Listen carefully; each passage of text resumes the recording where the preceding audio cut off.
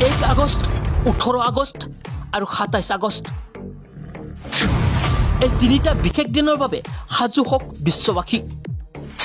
কিয়নো অহা আগষ্ট মাহতেই বিশ্ববাসী সাক্ষী হ'ব কেইবাটাও বিৰল মহাজাগতিক পৰিঘটনাৰ আকাশত দৃশ্যমান হ'ব কেতিয়াও নেদেখা বা কল্পনা নকৰা কেইবাটাও বিৰল মহাজাগতিক পৰিঘটনাৰ প্ৰকৃতিৰ দ্বাৰা সৃষ্ট এই পৃথিৱীৰ বুকুত লুকাই আছে বহু ৰহস্য মাজে সময়ে বা যুগ যুগ বছৰ পিছত এনে কিছু বিৰল পৰিঘটনা দৃশ্যমান হয় বিশ্ববাসীৰ সন্মুখত এনে ৰহস্যসমূহ উন্মোচিত হৈ পৰাৰ লগে লগে আচৰিত হৈ পৰে বিজ্ঞানীসকলো যিয়ে মানুহকো কৰি তোলে হতচকিত মহাকাশত ঘটা এই ঘটনাবোৰ ইমানেই অনন্য যে কেইবা হাজাৰ বছৰ পিছতহে ঘটে এনে পৰিঘটনা সচৰাচৰ এনে মহাকাশীয় পৰিঘটনা বছৰত দুবাৰকৈ হয়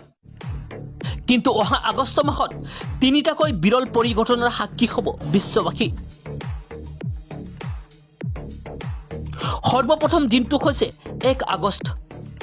1 আগষ্টৰ নিশা আকাশত দৃশ্যমান হ'ব ছুপাৰমুন এই নিশা পৰিলক্ষিত হোৱা ছুপাৰমুন হৈ পৰিব অতি বিশেষ ইয়াৰ আকাৰ আন ছুপাৰমুনৰ তুলনাত হ'ব ডাঙৰ আৰু উজ্জ্বল তাৰ পৰৱৰ্তী দিনটো হৈছে 18 আগষ্ট এই 18 আগষ্টৰ দিনটো বিশ্ববাসীৰ বাবে হ'ব এটা বিশেষ দিন কিয়নো এই বিশেষ দিনটোত বিশ্ববাসীয়ে দেখা নাপাব কোনো বস্তুৰ এছা যাৰ বাবে এই বিশেষ দিনটোক কোৱা হয় জিৰো শ্বেডো ডে এই দিনটোত সূৰ্যৰ পোনপটীয়াকৈ পৃথিৱীৰ ওপৰত থাকিব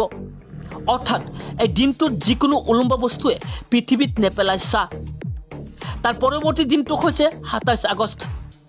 এই দিনটোত পৃথিৱীৰ পৰাই দৃশ্যমান হ'ব শনি গ্ৰহ এই দিনটোত শনি গ্ৰহ সূৰ্যৰ ঠিক বিপৰীত আৰু পৃথিৱীৰ ওচৰত থাকিব যাৰ বাবে পৃথিৱীবাসীয়ে এই দিনটোত আকাশত শনি গ্ৰহৰ লগতে ইয়াৰ আঙুঠি অথবা ৰিঙৰ সৈতে চকচকীয়া দেখা পাব